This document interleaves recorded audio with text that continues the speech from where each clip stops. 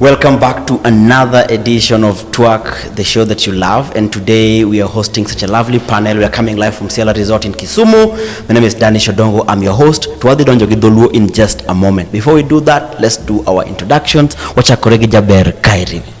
Sally, nyingi and ngat, what do you do?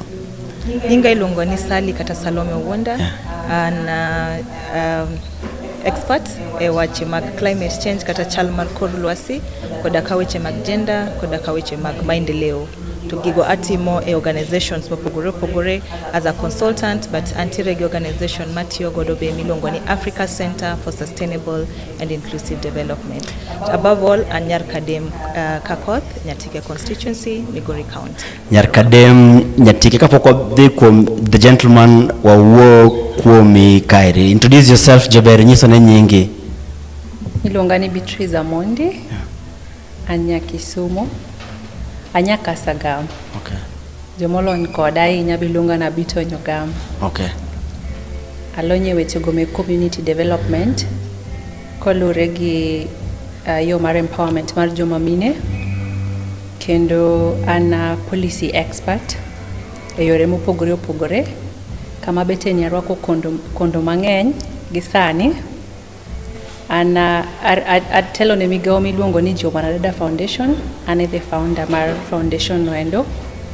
Kendo kama beteni ane jalup jakom mar party no mar UDA Kisumu County. Okay. Jalup jakom party mar UDA Kisumu. To finally, last but not least, ani luongo ni Ken Anjejo. Yeah. Nying mabor Kennedy Mola Anjejo. Yeah. Awur kano kuchogo. Yeah. Mapi tereji matischa. Koro enonro mana matut. Yeah. And research. Okay. Luongi janonro. Weche mag development gi governance. Asomo mbalariany ma Nairobi. Asomo weche mag anthropology. Kendo achako asomo weche mag development studies.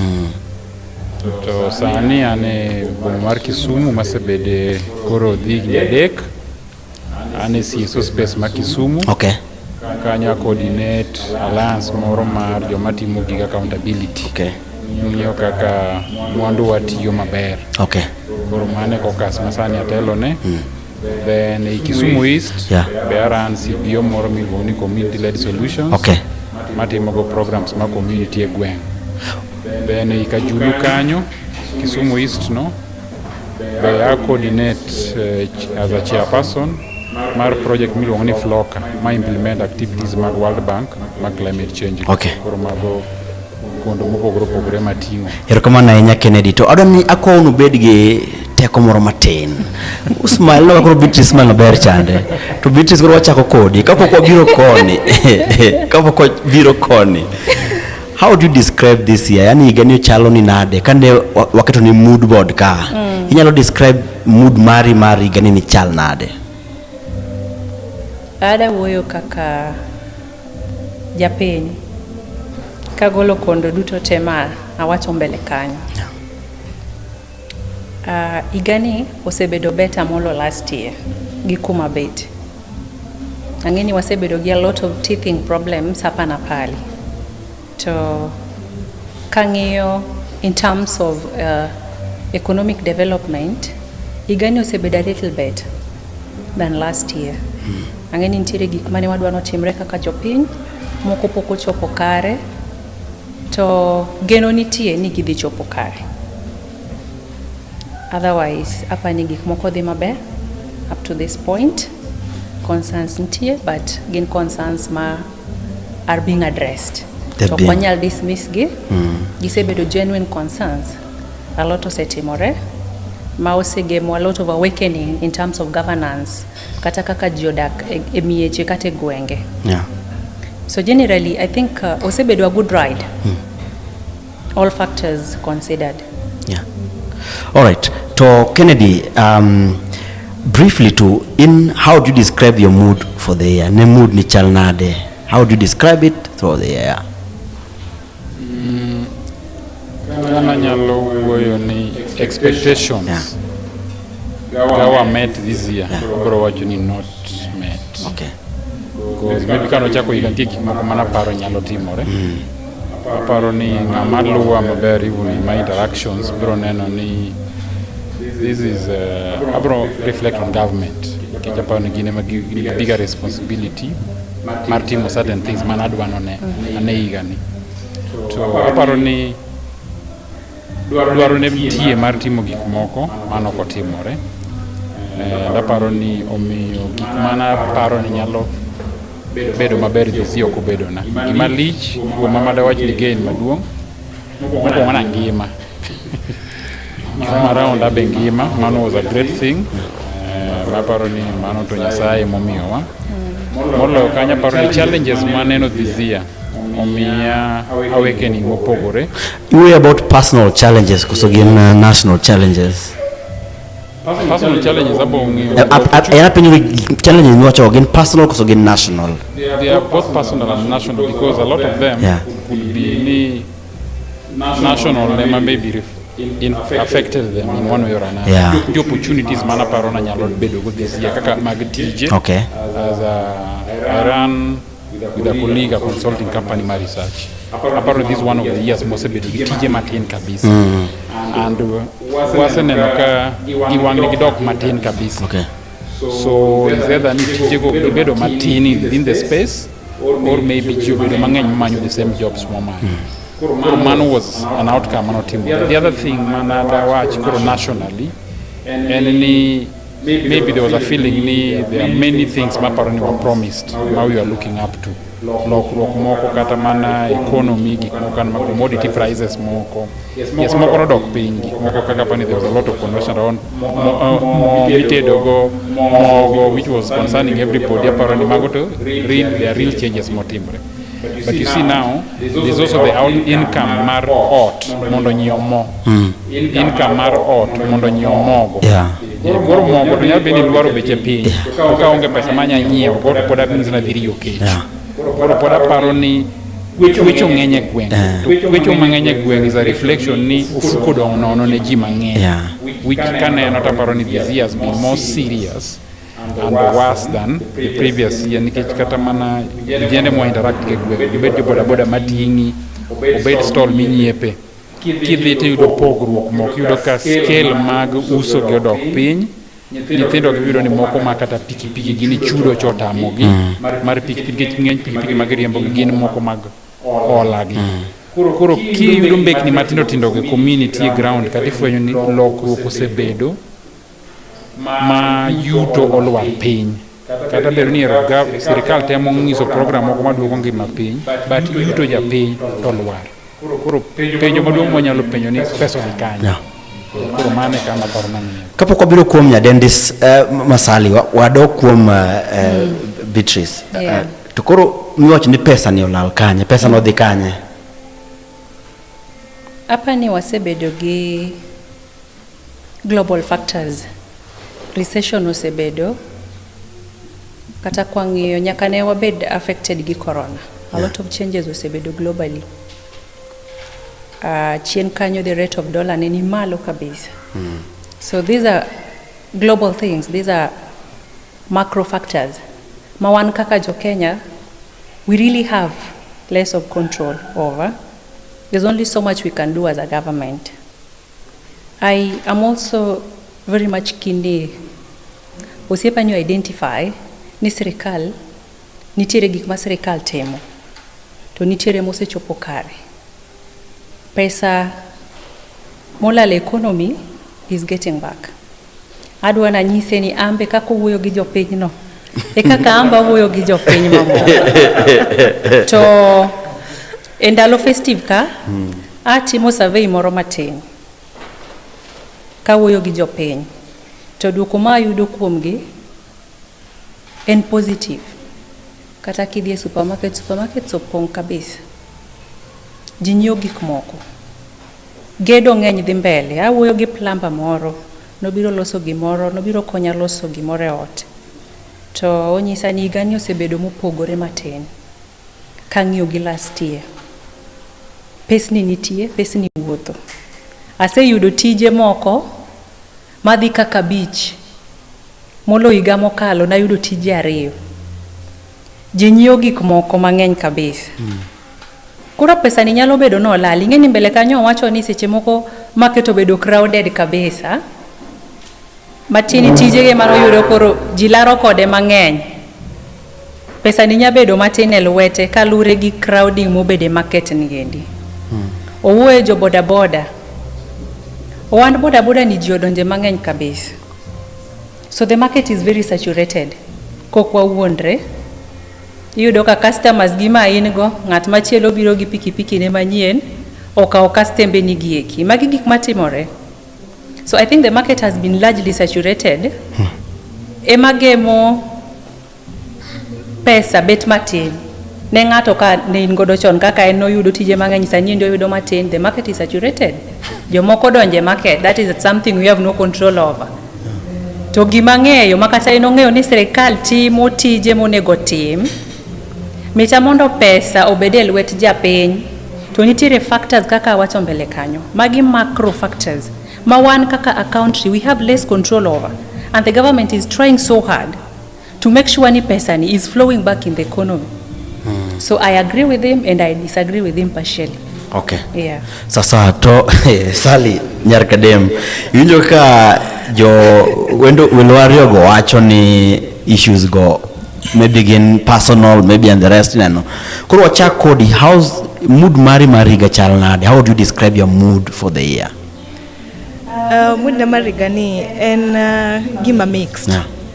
Because as an organization, the Africa Center for Sustainable and Inclusive Development, one organization mapolitin, but wasebedo ni igane wase nyalo timo gik mang'eny, kendo watiyo gimine e gwenge, kendo wasebedo ni sani ntiere products mwagolo e yen ma inyalo tigo kimadho.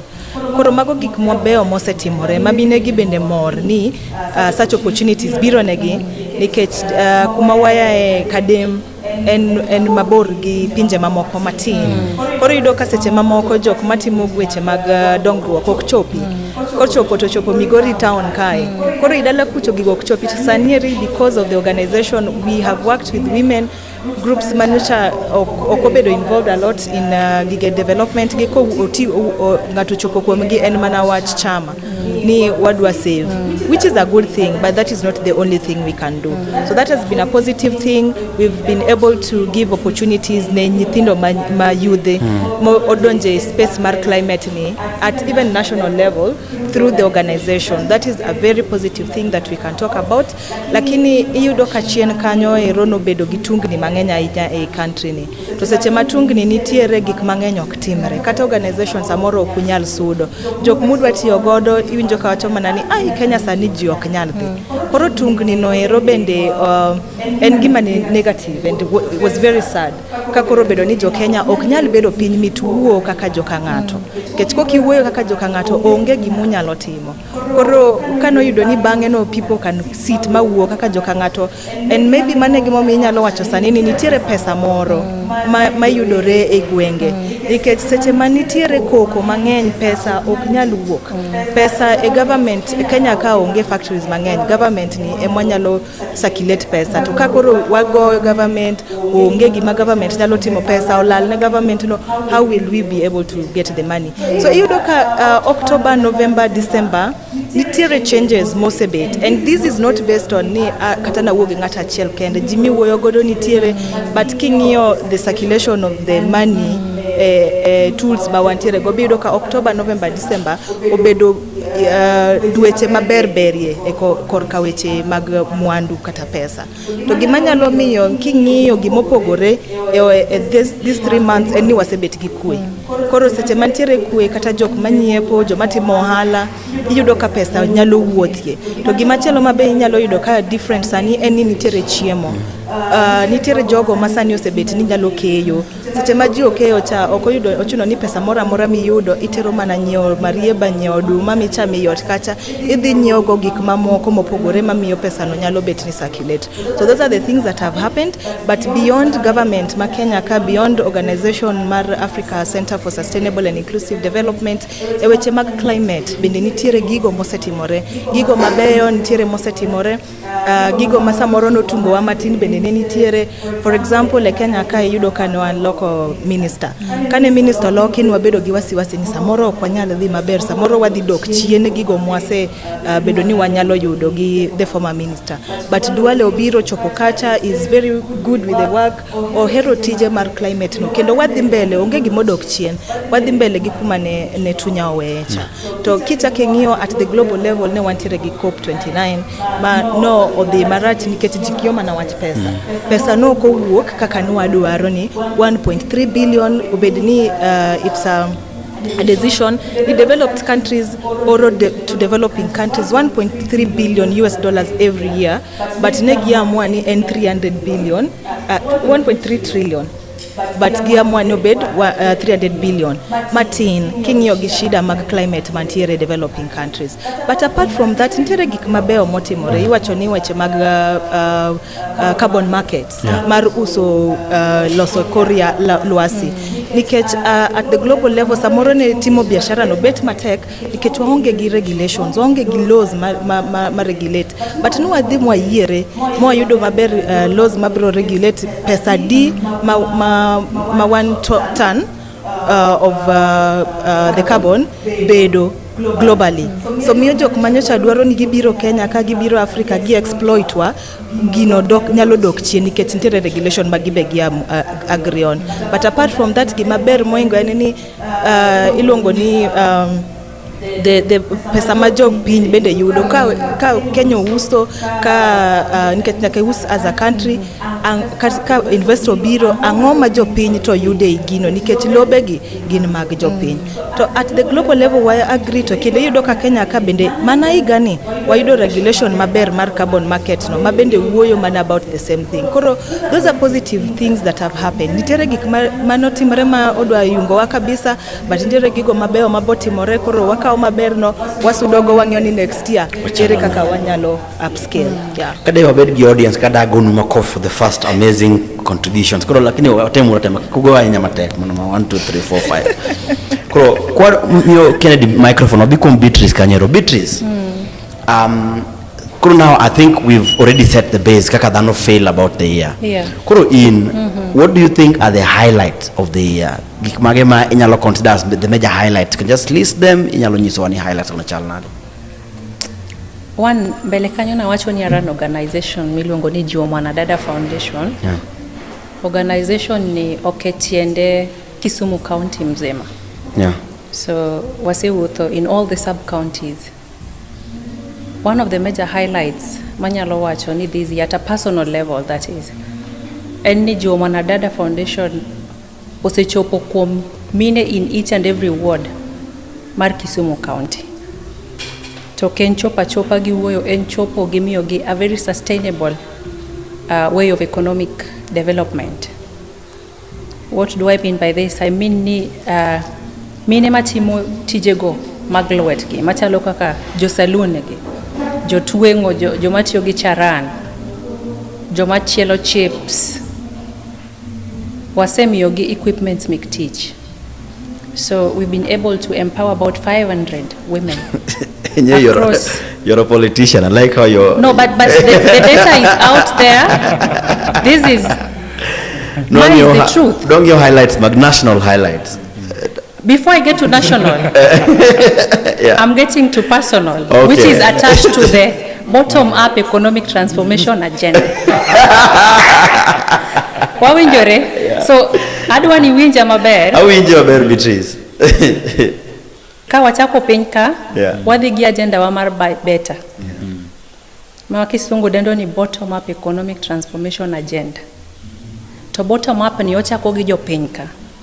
Ngini nyapenja ni to jo saloon gi nango. Research gi data mane wa collect. The finding en ni kati dhi mier mabor machal nade. To nyaka yude monari adek moko masuko wigi. To wigi gi suko negi gi ng'ato ka. Tiyudo ka number of women, these young women, nikech adil gi young mothers, between the age of 18 up to 35 thereabout. they are skilled, they have skills. Moko somogi, moko gwedhgi godo. So they are not able to capitalize on skills gi nikech gionge equipment gi. Emomiyo nwakawo keen interest emiyogi equipment maginyalo tiyo godo. So when I tell you ni across Kisumu County mzima in all the now 8 sub-counties, we have empowered 500 young saloonists. This is data which is out there. Other than that, Beatrice adhing'adi machuok gimo manyo ka e conversation ni en the major gik motimore Kenya madongo, the news making things. Kaso wadhi duogo kar tich mitimo e Kisumu County nikech ng'eni kwa kelo mano sandi ji no at this level to miss the macro because we don't know the macro e kwa biro piny ka koro apenji ni as a youth leader kendo ngamo bedo katimo gik machal kama gi Kisumu, what are those things mano stand out for you nationally? Yes.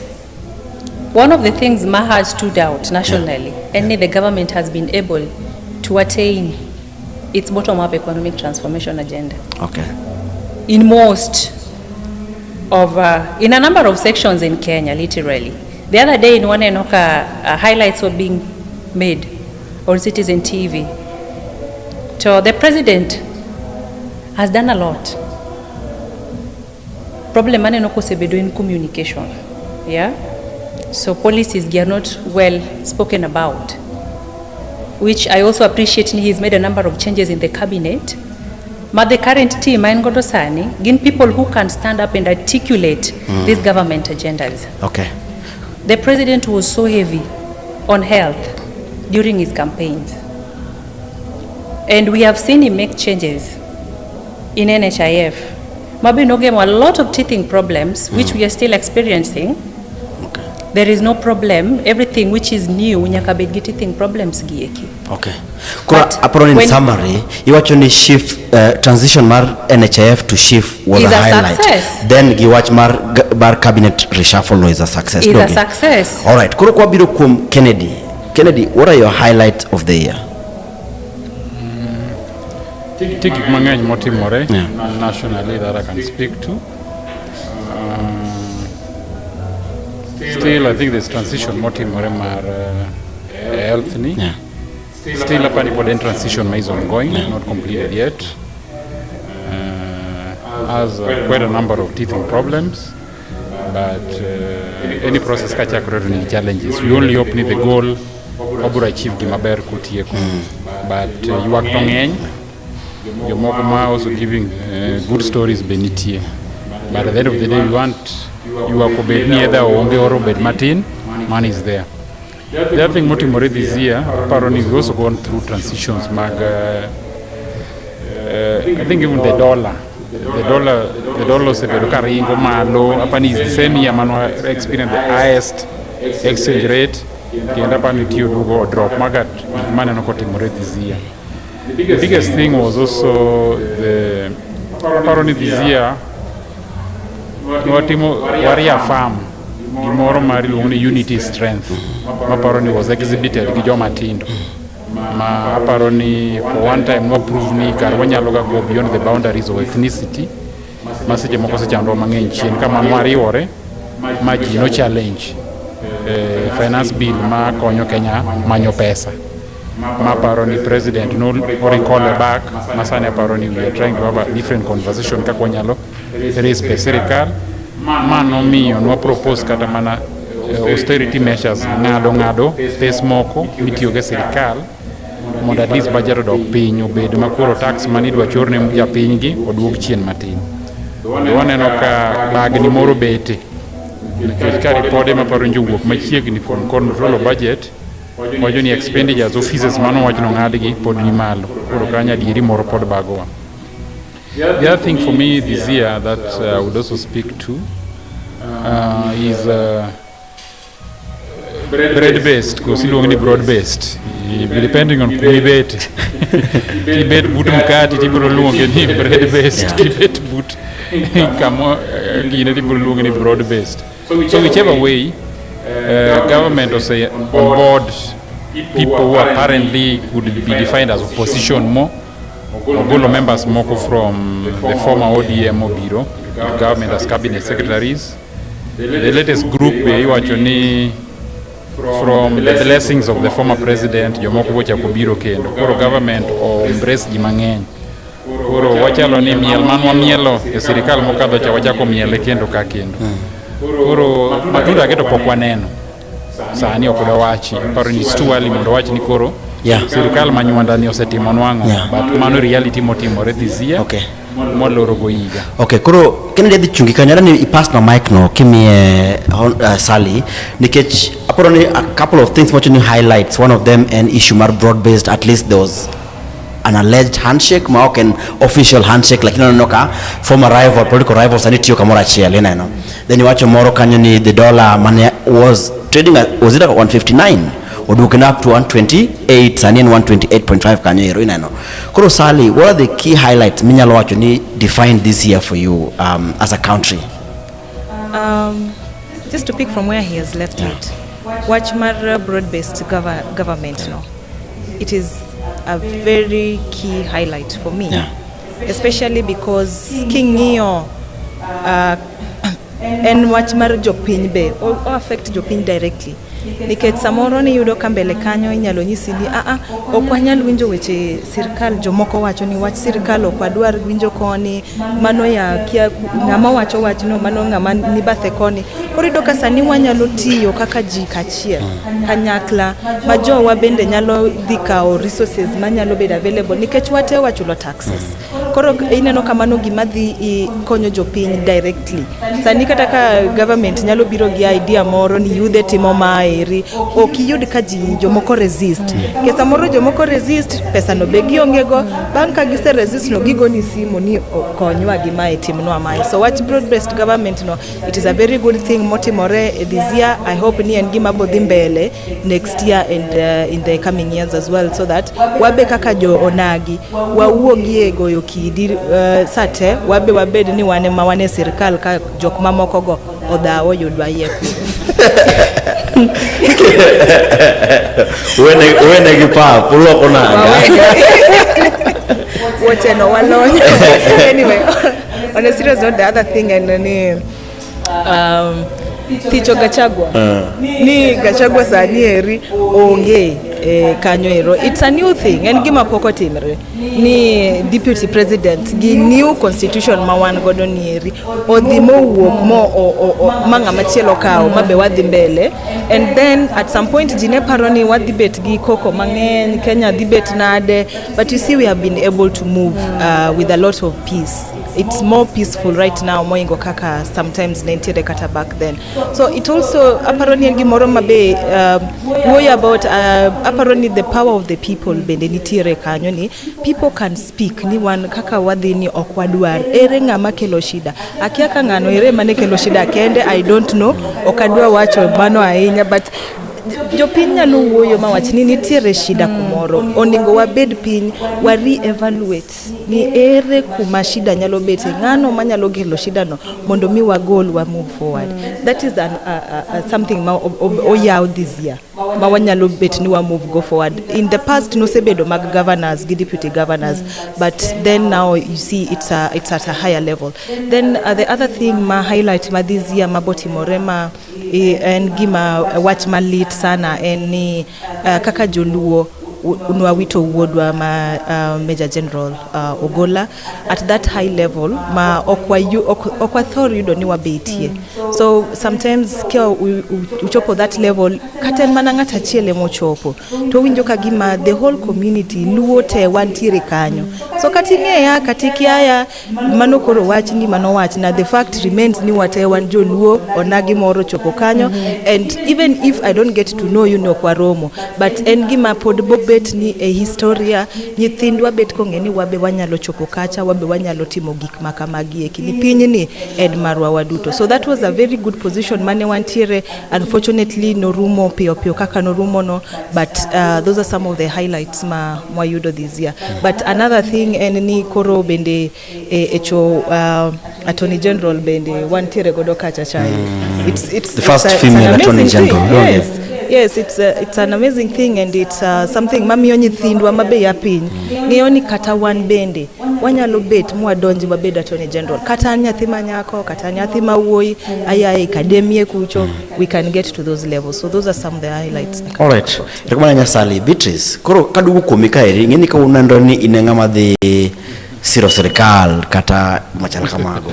Tukoro one get Attorney General ma the first female Attorney General, lakini abductions dhimbele. Watch maga abductions gin kineno gito, even ni angoma dhimbele to how will that affect the mood of the country moving forward? Abductions kimoko waseneno ka dhi mbele, and the president spoke to it the other day, en gima kata embe no okwedo yokang mamalo kabisa.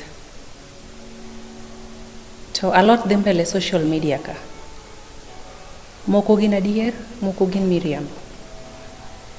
Media nigi tich matek kabisa. En tich mar pass information. To information maja piny kawe media emoringo godo. Chalo ka nyathi, the first evidence mikuongo ne mama gi babau. Ka gimi good example, that is what you run with. Nitiere cases from this abduction mano sebedo reported. Makata media houses gyochako duogo wacho ni mane miriambo ken adier. Mana wuoyi nyako miluongo ni Toto. Mane social media rant about kabisa ni obedo kidnapped. To kata king'iyo kaka ji ndiko gik moko e social media ni the government otimo achiel ariyo adek, tabet piny tapenjora ni who is the government? The government ni en ng'a? The government ni en an gi in. So we have a larger responsibility to play. To okang'eyo ni nochakore karang'o ma the media houses ge will find ni ng'ato is a culprit. They will report ni ng'ato is a culprit. Carry out an investigation. But then when this person is arrested to take course of the law, then it becomes an abduction. Nitire problem moro kanyo mantie. A lot of negativity has been spread all over. Kalure kata gi tendwa mar UDN. And it's not a good thing. Hapa ni media should review and revisit gik magi report. Okinyal report kawono ni this happened, and then tomorrow again you go and say ni ma okotimore oken kama. Yeah. So the necessary institutions aligned to cases mabedo alleged ki of abductions, the president spoke to it wachoni something is going to be done about it. The president is not the government. The government is me and you. And we have a larger responsibility to play at it. Okay. Kuro, I want to come to you, Kennedy. You know, it always feels easy to blame the media. But the recorded number of deaths bang Gen Z protest is 61. There's not a single police officer Mosabedo prosecuted must record because of that. There's one not a record because of the gentleman Rex Masai. But watching knocking on duty that day. There were 3 abducted people, the Kitengela 3, Bob Njagi and some 2 more gentlemen. As we speak right now, Kibet and a couple of other people all were abducted. As a researcher, why do you think the government always wants to blame the media while the media only reports what's happening on the ground? Nyaparo ni ng'ato nyaka bed blamed at whatever time. It depends on who you want to blame and ng'ama is convenient to blame at a given time. Aparo ni what maybe we missed in the highlights and the changing face of police brutality. Aparo ni nochakore with the killings manotimore early after the Gen Z protest. But Sani apparently it has morphed into something else. Now the face Mawango Sani is no longer the killings, but now abductions. Sani to Gibedo released after some things, Mokeyudo, which is now the changing face Mati Moresani. Then the other thing Maparon is also another serious one. I think we should not also escape our discussion is also the turmoil in the judiciary. There is almost letters flying everywhere from lawyers, judges, magistrates of corruption, blame games, and there's a lot of things Matimore judiciary Maparoni. We can also run away from that. But for me, Paroni Chingman Raiso Tingomuma no swear to protect Japin Gimwanduge. To wami tools, instruments, sheria, gi personnel, gi pesa, gi gik moko te. Mondo tigi go te mondo ensure nango ni Japin is safe. To ka ng'ato otimo makosa ma chik prescribe ni onego beni ipanishe yorni. Nitie lain moriere tir mang'ano onego beni luwogo. To kaka itime ni magi ma kisungu luongo ni magi timbe makawad sematimo. Kech ok apar ni nyathi moro ma jahigni 23 man gi kompyuta gi simu nyalo tamo government control. To kana winjo kama machani wuono wacho ni nyathi nyalo bedo ni seche moko en gi excitement moro ma kowuok kod okete piny tinya pimne kaka irie gimoro. Aparo mane kama onego obed. Beyond all these other things mowuogi, we are daughters of some people, one nyithi jomoko, one mine, one wuone jomoko. So mano kodno mar bedo janyuola ng'ogirno ok nyal lal ne gik motimo gite, whether we are a nation building, whether we are a military government, which we are not. We are a democracy. Koro the way ma sometimes we react gogi issues masiche moko both moko bede lwet jomoko kata ng'o. We need to kata mana wan ang'o mo jokong'e kor gweng' owacho ni rehabilitate gi nikech gisebothe yo moro kata mana vijende matindogi tools sani obiro mar technology ma kata joma nitie power go sani nyisa ng'ama tiye sirikal office moro amora obed PS obed MP obed MCA ma oko employ around 3 or 4 to 10. Either you call them bloggers or media people ma manage accounts gi because of the technology advantage ma wan go sani. Koro kada mana jogo gimbe gikeya gifuambo to gikeyo kucho. Jopiny be fuambo to keya en mani koro atil maseche moko ifuambo tikeyo ge mapogre. Koro aparo ni sirikal chal gima gosuna gi nyundo. Taparo ni gosuna gi nyundo iketho tich nyundo warit go mos mwal. No. Koro akia ni ka wabiro chopo sama koro mos mwal chuowa to kar wadhi tiyo gang'o.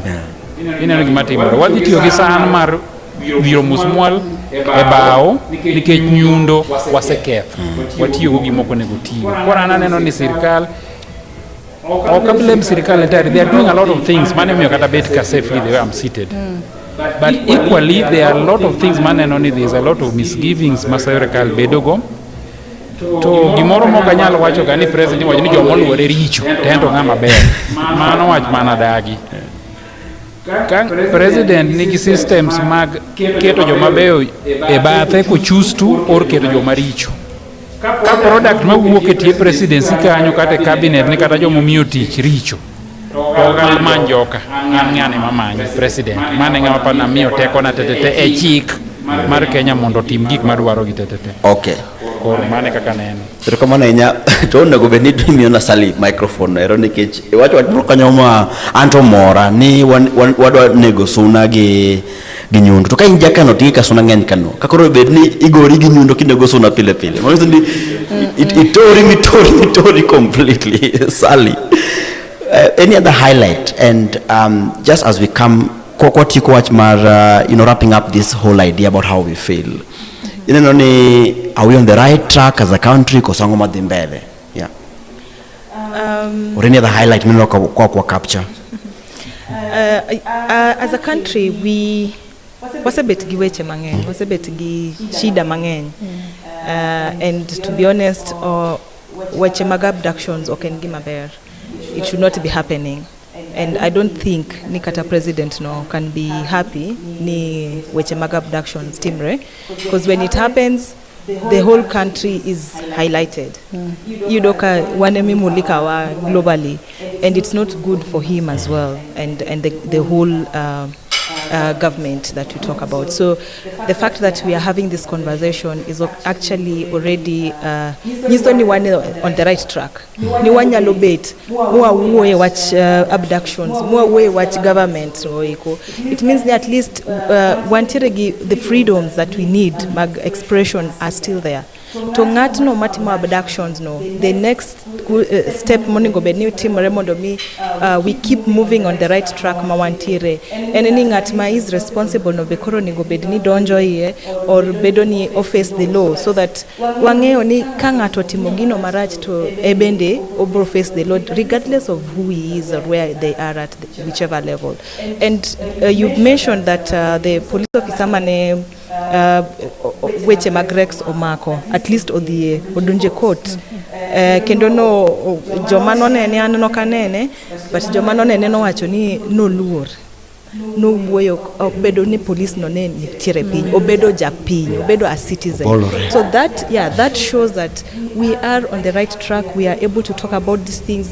The people who are responsible osechak mark achiel I don't know whether is responsible now at the end of it ka kesurumo nwa winj ni ngano maneti mangoa but gimanyaka koro wamed timo enni wamed luwo ng'atno matimo gigi eki to ka president nyoro no owacho ni he will take action nobong'iyo ni weche go eko onyalo bedo ni stop e piny ni, then that is also something that we can stay ni wantire on the right track about.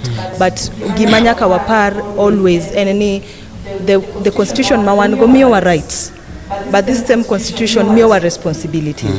But sometimes you don't worry about our rights so much to be wa will ni wantire gi responsibilities and wantire gi kuma right wano be chope kopo ni right ni no the limit another person's right. Koro mago gik mabe nyaka wa keep talking about. I think ni no worry about these rights so much around 2010 up to around 2013, but nwadok waling koro gik mang'eny nyalo bet ni dika pwasore kendo onego bed ni jogo ma CSOs kaka wan kaka in Beatrice and even you wanyalo chako wakawa nena gini kumanwa wecha, but to do it in a way that in a positive way mawang'iyo ni wadwa bedo gi wuoyo, wadwa bedo gi dialogue, ok wakawe mana mar dhao kende but nyaka wakawe mar ni wanyalo bet ni wawuoyo. All right, thank you so much. Koro Beatrice, akwatieko, I don't want it to feel like it's just been a very dark year. Yeah. And in fact our time is done. We have like about 3 more minutes to go. Koro these are the final comments. Yeah. There are good things that happen. Under 17 female football team made it to the World Cup. It's a good thing. What other good thing do we remember want to be the highlights? Of course, I will not fail to mention Nairobi City Thunder, the Kenya's basketball team made it to Basketball Africa League, which is a big deal, the first Kenyan basketball team to reach that level. Any other highlight minoka at least wanyalo wacho ni by the way jopiny no morowa koso kaka ne kero timo press ups Raila Odinga Stadium chamacha be en highlight mar of the year. Manova is another good thing to speak to. Yeah. Jopiny neno komoro koro anytime maja pinyo mor to mano something good is happening. Okay. And your final comments by the way. Yeah. One of the other positive highlights at least one of our own wanenoka interior race mar AUC ni, and there's potential away right honorable Raila Odinga. Every other factor held constant. He did well in the debate. We must commend him for that. Another great thing is that the Ministry of Interior is doing a lot of work. A number of changes osebedo. Wanenoka police salary gi omedika. Change mae no timre long time ago. So these are positive things mwaneno.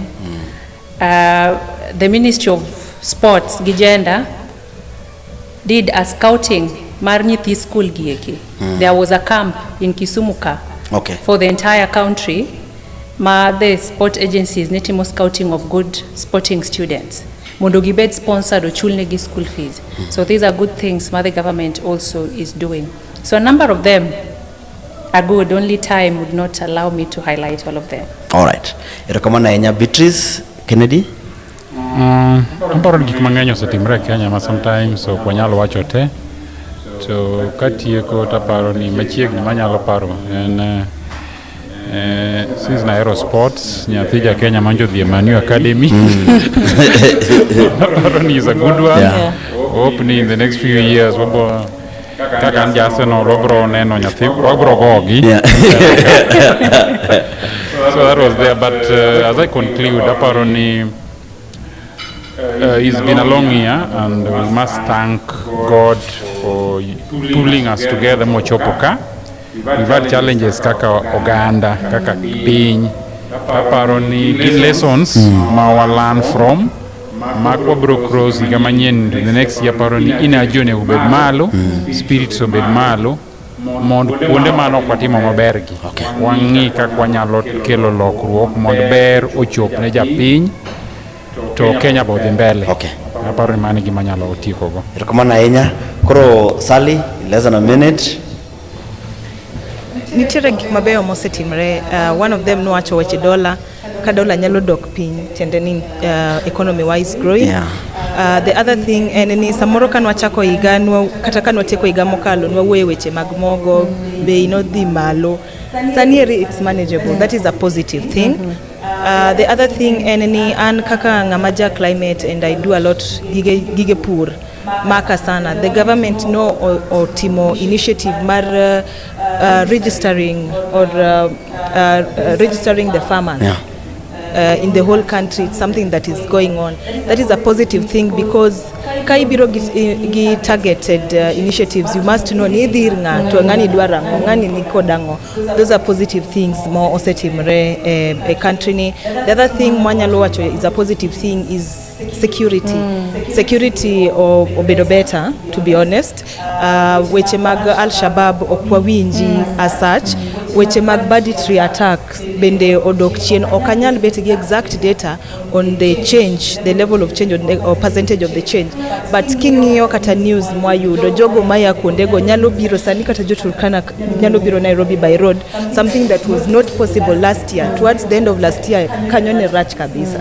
So those are positive things that are happening in this country and have happened this year. Rekomana Sally, I think it's been such a fantastic year hosting Twak show. Amar ngeto sabedo kwa host Odhiambo Kauma, wasabedo gi Robert Alai, Honorable Robert Alai, koro wan gi Sally nyar Kedem, wan gi Beatrice nyar Nyogam, wantiere gi Kennedy ma jako chogo ma pio daro tero Malowi got Kajulu ineno.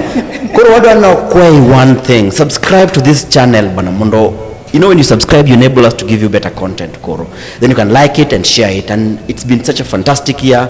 I cannot wait to meet you in 2025. We use English and Swahili for a particular reason. Nikachongeni audience magwa, mtimo kuman urban, mtimo kumantie diaspora, mwako wachi dhuluma leo.